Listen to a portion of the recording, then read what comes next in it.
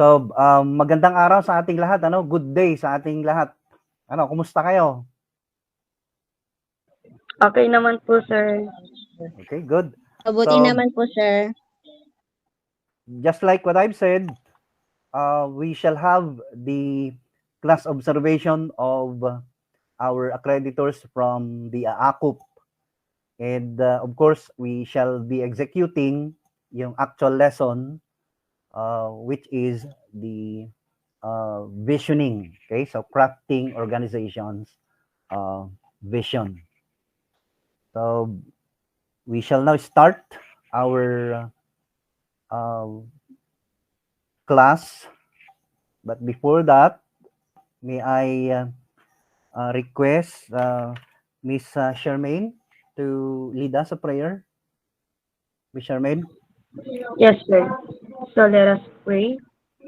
Heavenly Father, we come to you today in prayer, asking for your guidance and wisdom as we begin this online class. Help us to stay focused and attentive as we learn and grow together. Give us the strength to stay motivated and the courage to ask questions when needed. We thank you for the opportunity to learn and grow in knowledge. May our minds be open to new ideas and our hearts be filled with understanding. In Jesus' name we pray. Amen. Okay, thank you, Charmaine. Okay, so allow me to share my screen.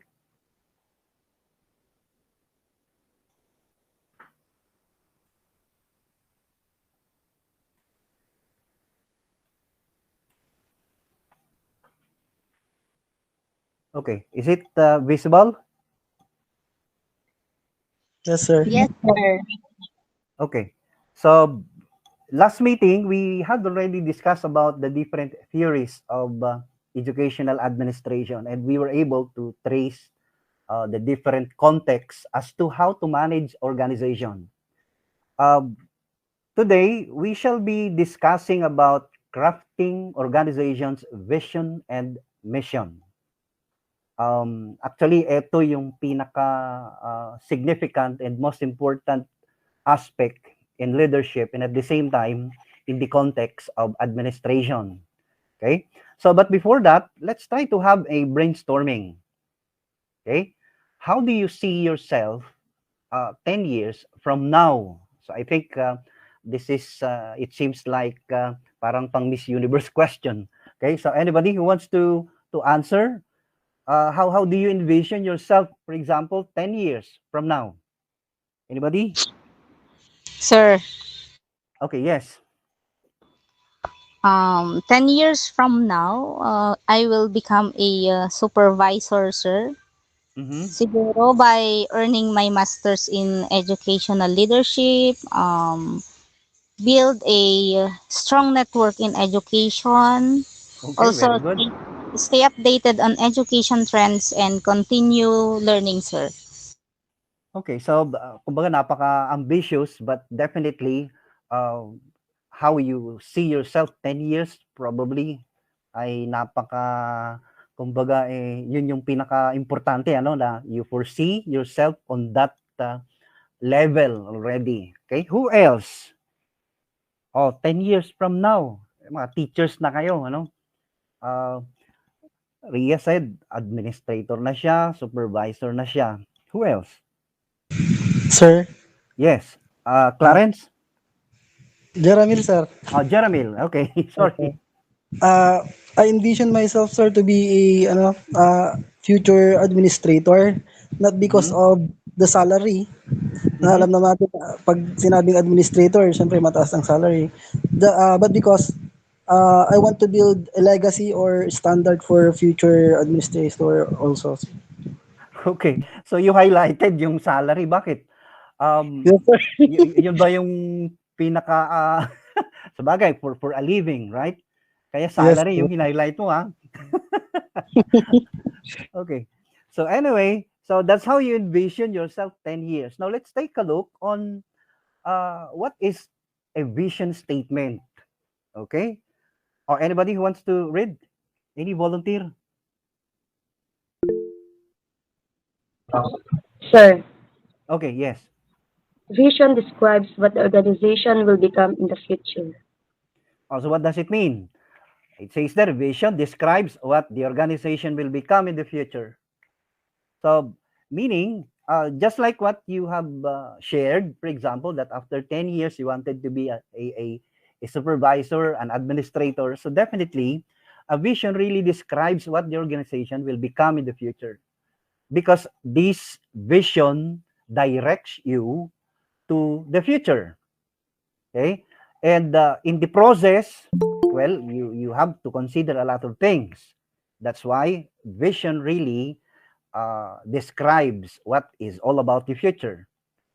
So let's take a look on this.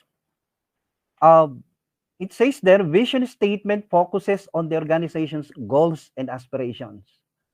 In other words, when we talk about vision, well, what is all about the target? Okay, what are the things that an organization wanted to achieve? So it is embedded in the vision of the organization. Also, vision is timeless. Okay? Bakit kaya timeless? Why we said timeless? Hindi ba ito short term? What is it? Anybody?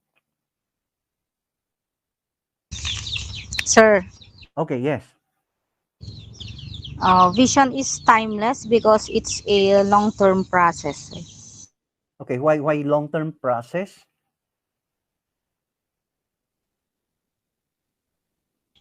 Um,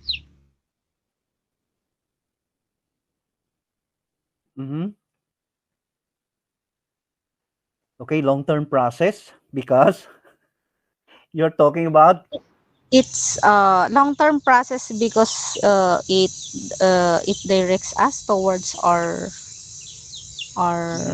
purpose, sir, siguro. okay. So in other words, timeless in the sense that this vision that we wanted to be is actually carried out in a very long process. Okay, so you have mentioned a process wherein this processes talk about strategies. Okay, that's why in the long run it is called as long-term process. Okay, what else? We have here an example, the Ambition Natin 2040. This is a long-term vision for the Philippines actually. So sa inyo, sa basic education, you are always been talking about such na ito yung goal natin, ito yung vision natin, that the life of all Filipinos in 2040 will be matatag, maginhawa at panatag na buhay. Okay? So we said timeless considering that it is a long-term vision for the Philippines. On the other hand, let's take a look on the vision of Quirino State University. Anybody who wants to read? Vision, the leading center for academic and technological excellence and prime catalyst for a progressive and sustainable Quirino Province and Southern Cagayan Valley. Okay, so we have the tagline, Molding Minds, Shaping Future.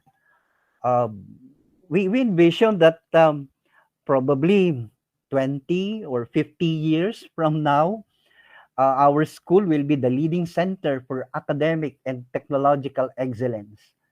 In fact, it is already very visible. No, we are already we have already achieved some of the indicators of this vision.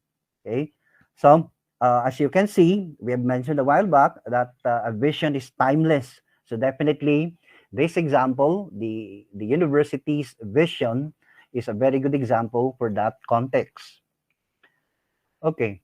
Now, in addition, it says there a well thought out vision statement bridges the present with the future while establishing a standard for excellence. Paano yan? Why we considered it as a bridges the present, or it bridges the present with the future? Anybody? Sir. Okay, yes. Sir, it bridges the because it connects the present with the from what we are in the present to the future, sir. Okay, so in other words, considering that as to vision is concerned, actually, yun na yung susunod nating i-discuss that vision, ang baseline dapat is the present. Okay? For you to look what is all about the future. That's why it bridges the present with the future. Of course, hindi natin pwedeng i-sacrifice yung excellence because we want to achieve excellence. That's why we have this vision. Now, let's take a look on how we develop vision. This could be through the following, community surveys, stakeholders consultation, and seminar workshops. So these are our basis probably in crafting or developing a comprehensive vision. We also have to consider of conducting research and reflection. Ang vision kasi yan ang magiging Bible in achieving all the things that a certain organization want to be. So first, evaluate the organization's history, values, culture, and goals. Kasi nga we wanted na ang vision na magagawa natin, ano bang meron ang iyong organization? Okay, so you really have to evaluate its history. Saan ba nagsimula? Ano ba yung values being inculcated, for example, by this organization? The culture, ano ba yung kultura ng mga tao or the stakeholders of that organization? And we have then the goals.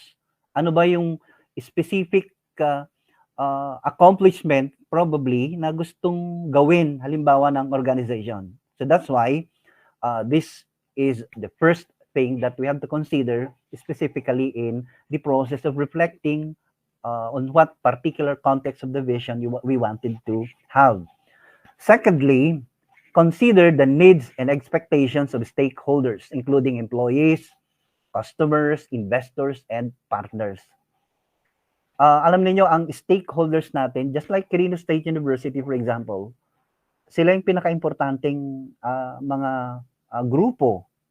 Kasi sila yung bumubuo. Kasama tayo doon as teachers, as administrators, kasama tayo. So ano ba yung expectations? Ano yung needs of the stakeholders? Specifically, ang community. So dapat i-consider natin. The last one, and I think this is the most important aspect that we have to consider in crafting or developing a vision. Reflect on companies' strengths, weaknesses, opportunities, and threats.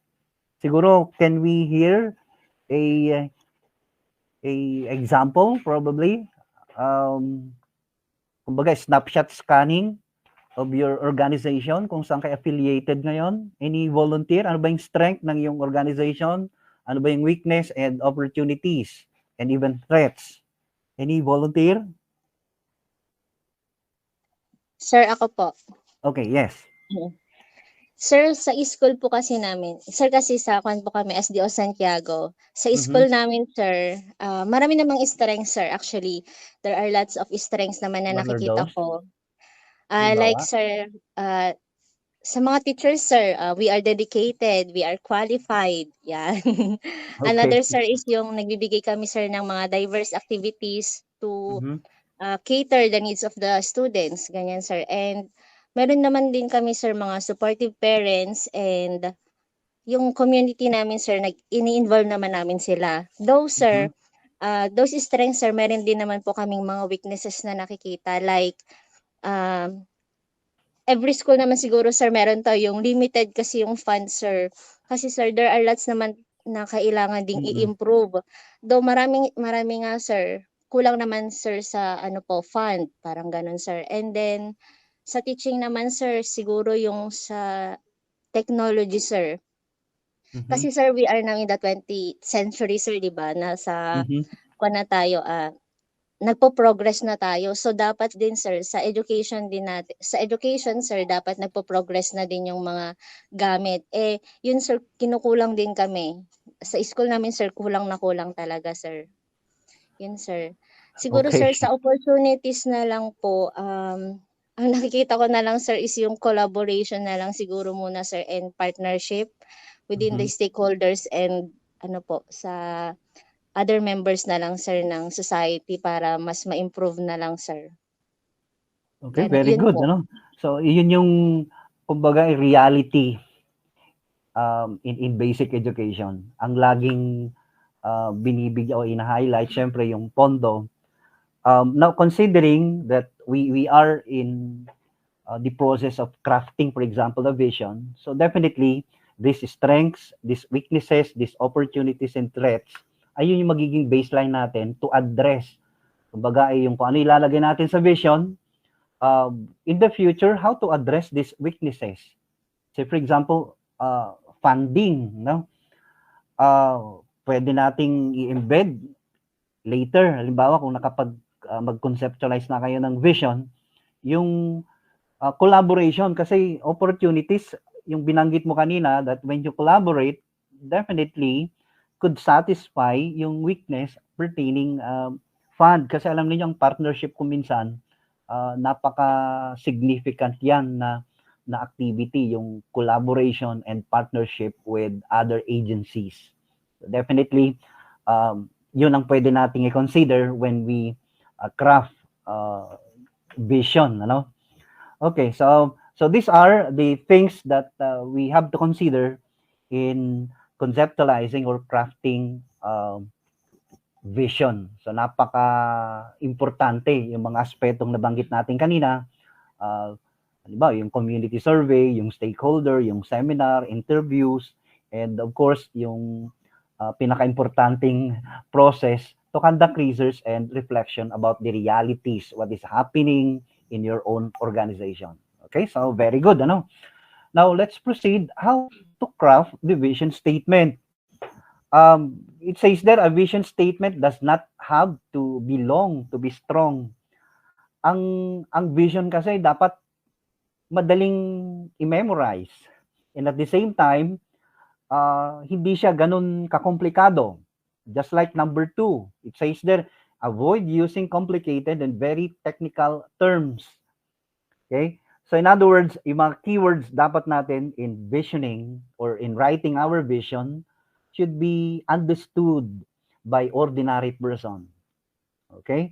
So wag na tayong gagamit mga highfalutin terms like extinguish, nocturnal illumination. You know, instead of saying light, we usually use nocturnal illumination, stop, extinguish. So highfalutin. So we have to deviate from such.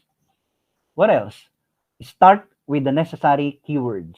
So ito yung first line natin dapat. Ito yung mag-guide sa atin to become, our vision is to, etc. So we have here an example. Again, the vision of Quirino State University, the leading center. So we are claiming something. So dapat yung pinaka yung unang phrase sa ating vision ay kung ano yung maibibigay natin.